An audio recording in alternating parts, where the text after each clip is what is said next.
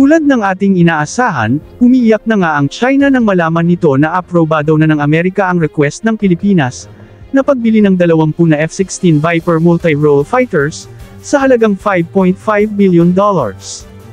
Ayon sa tagapagsalita ng Foreign Ministry ng China na si Guo Jiaqun, ang pag-approve na ito ng Amerika sa request ng Pilipinas ay maaring magdudulot ng malaking banta sa seguridad sa rehiyon. Matapos magbigay ng go signal si Pangulong Marcos sa pagbili ng 40 fighter jets noong nakaraang taon, ang Department of National Defense ay nag-request ng 20 F-16 sa Amerika, at naaprobahan na nga ito ngayon.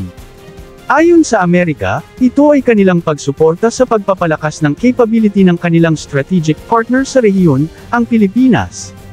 Ayon sa State Department, papalakasan ng mga F-16 na ito ang maritime domain awareness ng Pilipinas, close air support missions, at mapapahusay ang suppression of enemy air defenses capability ng Pilipinas. Kapag ma-finalize ang deal ngayong taon ay inaasahang umpisang ma-deliver ang mga eroplanong ito sa taong 2028. Ang pagbili ng unang 20 eroplano ay indikasyon na ang Philippine Air Force ay may planong hatiin ang 40 fighter jets sa 2 o 3 modelo. Ang nakaraang pagbagsak ng isang FA-50 ay ang isang malaking halimbawa kung bakit kailangan ng Philippine Air Force na magkaroon ng iba't ibang modelo ng kanilang mga fighter jets. Ang malaking balita na ito na halos binalita na ng lahat ng mga nangunang mga media outlet ngayon, ay magbibigay ng dahilan sa iba pang mga aircraft manufacturer na naging kompetensya ng F-16 tulad na lamang ng JAS-39 Gripen at KF-21 Boramae, na mas lalo pang magpursige sa pagtulak ng kanilang mga ino-offer na fighter jets sa Pilipinas, dahil ang paghahati ng Philippine Air Force sa 2 o 3 modelo ng mga fighter jets, ay isang indikasyon din, na ang susunod na acquisition ng Pilipinas ay hindi nakasama ang F-16, at magiging labanan na lamang ito ng JAS-39 Gripen ng SUB ng Sweden, at ng South Korea KF-21 Boramae, at kahit ng iba pang mga European fighter jets na nag-offer din sa Pilipinas, tulad na lamang ng Rafale ng France. Kapag tuluyan ang na-finalize ang deal na ito ngayong taon, bagamat inaasahang 2028 ang pinakamaagang delivery ng unang eroplano, ngunit inaasahan ding magbubukas ito ng posibilidad sa mga pag-transfer ng mga second-hand na mga F-16 mula sa inventory ng US Air Force, upang magkaroon ng mga training platform ang ating mga piloto, bilang paghahanda bago humawak ng mga bagong F-16 Vipers. Ang ganitong setup, ay matagal nang pinag-usapan ng Pilipinas at Amerika, simula pa noong unang pag-request ng Department of National Defense ng 12 na F-16 Vipers noong 2017, ngunit sa kasamaang palad ay binasura umano noon ni dating Pangulong Duterte ang F-16 deal na yun, sa kadahilan ng hindi niya nakita ang kahalagahan ng mga fighter jets. Sa kasalukuyan ay meron lamang 11 FA-50 light combat aircrafts ang Pilipinas, ngunit nakaamba na ang pagbili pa ng 12, na ma-finalize sa kalagitnaan ng taong ito, at inaasahang sa 2028 ay makumplito na ang delivery. Ang 6 na mga Super Tucano air support aircrafts ng Philippines Air Force, ay inaasahang magde-double na rin pagdating ng 2028. Kung sakaling makumplito ang delivery ng mga F-16 na ito sa 2030, ito ay magbibigay sa Pilipinas ng at least 55 na combat airframes. Bagamat ang multi-role fighter aircraft acquisition project ng Philippine Air Force ay parang isang roller coaster, paurong-sulong ang progress at inabot na ng maraming taon na walang nangyari, na tila mahirap na paniwalaan na matutuloy, ngunit ang pagkakaiba sa balitang ito ngayon, ay masasabi nating kayang-kaya na nabayaran ng gobyerno, dahil matatapos na ang mga bayarin sa mga kagamitang pinirmahan noon ng nakaraang administrasyon. Ito ay nangangahulugang ang paggagamitan sa mga budget ng AFP Modernization Program sa susunod na taon at sa mga susunod pa, ay walang ibang papuntahan kundi ang ibili ng mga bagong kagamitan.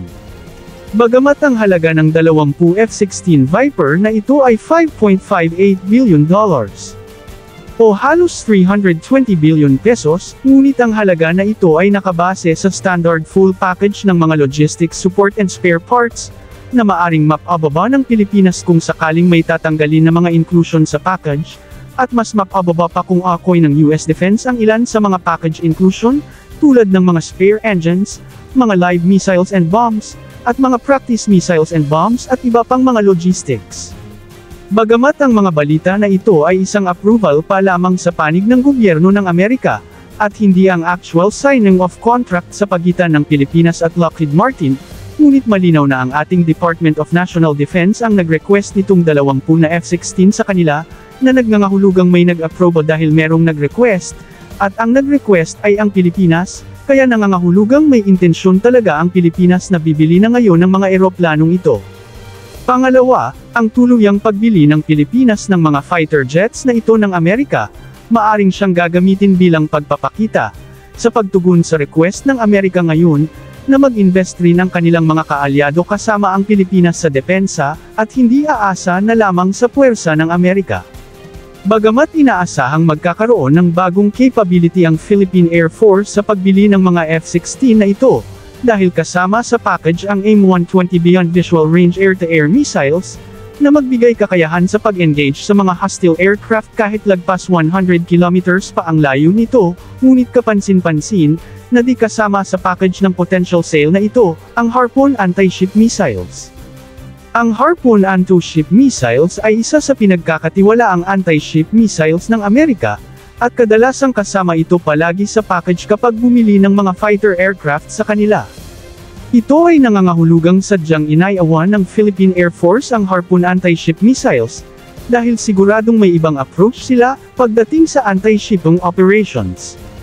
Sa mga nakaraang ilang taon na mga defense expo na ginanap sa bansa, di makakailang napakaraming mga defense companies ang nag-offer at nag-introduce ng kanilang mga missile products sa Pilipinas, at di hamak na mas epektibo at mas lethal ang kanilang mga produkto, kung ikukumpara sa Harpoon missile ng Amerika.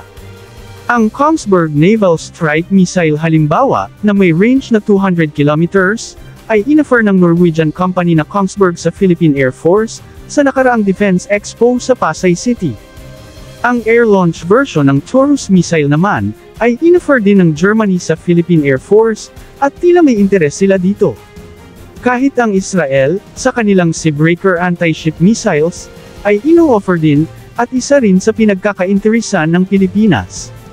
Kaya naman, ang F-16 deal na ito kung matutuloy, ay maraming mga bagong capability ang magbubukas sa ating Air Force, mga capability na di natin inakala noon na tayo ay magkakaroon.